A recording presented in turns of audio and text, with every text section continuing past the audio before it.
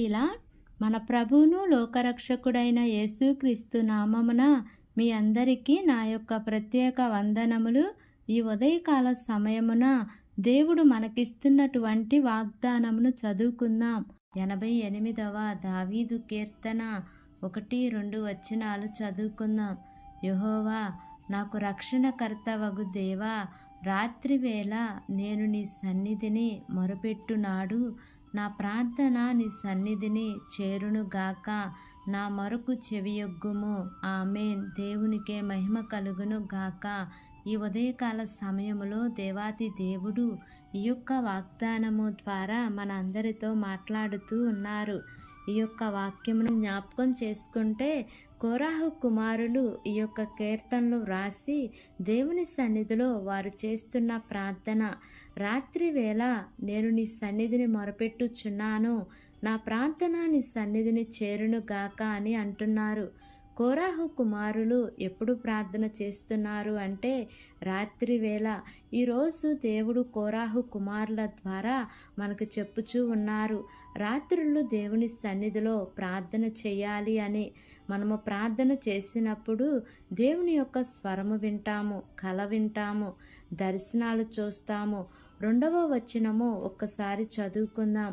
నా ప్రార్థన నీ సన్నిధిని చేరును కాక, నా మొరకు చెవియొగ్గుము, నేను ఆపదలతో నిండియున్నాను అని అంటున్నారు. ఈరోజు దేవుడు నీతోనే మాట్లాడుతూ ఉన్నారు. నీ ఆపదలు అన్నీ కూడా నీ ప్రార్థనల ద్వారా, నీ కన్నీళ్ళ ద్వారా, నీ కనిపెట్టి ప్రార్థన చేయటము ద్వారా తప్పకుండా దేవుడు ఆపదలన్నిటిలో నుంచి దేవుడు విడిపిస్తారు. మనకు ఏదైనా ఆపద వచ్చినప్పుడు మనము ఎక్కడికి వెళ్తాము? దేవుని సన్నిధికి వెళ్ళి ప్రార్థన చేస్తాము. బైబిల్ గ్రంథంలో ఉన్న భక్తులకు ఆపద వచ్చినప్పుడు వారు దేవునికి మొరపెట్టినారు. వారి ప్రార్థన ఆలకించి వారి ఆపదలన్నిటిలో నుంచి దేవుడు వారిని తప్పించారు. ఎస్తేరుకి ఆపద వస్తే దేవుని సన్నిధికి వెళ్ళినది. దానియేలుకు ఆపద వస్తే దేవుని సన్నిధికి వెళ్ళాడు. పౌలు శీలలకి ఆపద వస్తే దేవునికి పాటలు పాడి ప్రార్థన చేశారు. ఇలా బైబిల్లో అందరినీ చూసుకుంటే అందరి ప్రవక్తలు దేవుని సన్నిధికి వెళ్ళినట్లుగా మనము కూడా మనకి ఆపద వచ్చినా, బాధ వచ్చినా, వ్యాధి వచ్చినా మనము ఎవరి దగ్గరికి వెళ్తాము అంటే ఖచ్చితంగా మనము దేవుని సన్నిధికి వెళ్తాము. దేవుని దగ్గర మొరపెట్టుదాము, దేవుని దగ్గర ప్రార్థన చేస్తాము, దేవుని దగ్గర అంగలారుస్తాము. ఈ యొక్క వచనంలో అంటున్నాడు, నేను ఆపదలతో నిండి ఉన్నాను, నా ప్రాణము పాతాళమునకు సమీపించి ఉన్నది అని అంటున్నాడు. నిజముగా వారు అంటున్నారు, నా ప్రాణము పాతాళమునకు సమీపించి ఉన్నది అంటే వారు ఎంతో అగాధమైన లోయలోనికి త్రోయబడ్డారు, ఎంతో అగాధమైన పరిస్థితులలోనికి వారు వెళ్ళిపోయారు.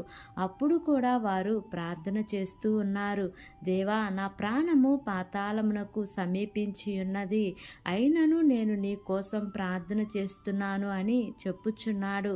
మరి ఉదయకాల సమయంలో ఈ యొక్క వాక్యము వింటున్న ప్రియా సహోదరి సహోదరుడా, మన జీవితాలలో కూడా ఇలాంటి అనుభవాలు ఎన్నో ఉన్నాయి. మరి మనము కూడా మనకి ఏ సమస్య వచ్చినా, ఏ శోధన వచ్చినా, ఏ ఇబ్బంది వచ్చినా వెంటనే చాలామంది ప్రక్క వాళ్ళకి, స్నేహితులకు చెప్పుచూ ఉంటారు. కానీ వారికి చెప్పినంత మాత్రాన మన సమస్యలు తీరవు. కానీ దేవాతి దేవునికి నీవు ఎప్పుడైతే నీ సమస్యను చెప్పుతావో అప్పుడు దేవుడు నీ ప్రార్థన ఆలకించి నీ జీవితంలో దేవుడు కార్యము చేయబోతూ ఉన్నారు. దేవుడు ఈ వాగ్దానము మనందరి జీవితములలో నెరవేర్చబడును గాక. ఆమేన్. ప్రార్థన చేసుకుందాం. ప్రేమ కలిగిన యేసయ్య, కృప కలిగిన దేవా, నీకు వందనాలు తండ్రి, నీకు స్తోత్రములు ప్రభా. ఇంతవరకు నీ కృపలో మమ్మల్ని కాచి కాపాడిన విధానాన్ని బట్టి నీకు వందనాలు తండ్రి. రాత్రికాల సమయమందు మాకు మంచి నిద్రనిచ్చి మరొక నూతన దినమును మా జీవితంలో మీరు మాకు అనుగ్రహించినందుకు వందనాలు ప్రభా. ఈ దినమంతయు మేము ఉత్సహించి సంతోషించే కృపను, అట్టి భాగ్యాన్ని మీరు మా అందరికీ దయచేయమని అడుగుచున్నాను ప్రభా. ఈ ఉదయకాల సమయంలో మీరు మాకిచ్చిన ఇట్టి వాగ్దానాన్ని బట్టి నీకు వందనాలు ప్రభా. ఎంతమంది బిడ్డలు ఈ వాక్యంని విని ఈ ప్రార్థనలో ఏకీభవిస్తున్నారో తండ్రి, ప్రతి బిడ్డను ప్రతి కుటుంబాన్ని మీరు జ్ఞాపకం చేసుకోండి యేసయ్యా. వారి కుటుంబాలలో శాంతిని, సమాధానాన్ని, నెమ్మదిని మీరు వారికి అనుగ్రహిస్తూ రమ్మని అడుగుచున్నాను తండ్రి. బలహీనులు ఉంటే జ్ఞాపకం చేసుకోండియా. నీ బలమైన హస్తము వారి మీద ఉంచండి తండ్రి. చదువుకుంటున్న బిడ్డలు ఉంటే జ్ఞాపకం చేసుకోండి తండ్రి.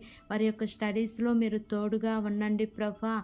మంచి జ్ఞానమును, జ్ఞాపశక్తిని మీరు వారికి అనుగ్రహించండి ప్రభా. ఉద్యోగాల కోసం ఎదురు చూస్తున్న బిడ్డలను జ్ఞాపకం చేసుకోండియా. వారి యొక్క చదువుకు తగినట్లుగా వారి ఉద్యోగము పొందుకుంటానికి కృప చూపించండి తండ్రి. వివాహాల కోసం ఎదురు చూస్తున్న బిడ్డలను జ్ఞాపకం చేసుకోండియా. చక్కటి భాగస్వాములను మీరు జతపరచమని మిమ్మల్ని వేడుకుంటున్నాను ప్రభా.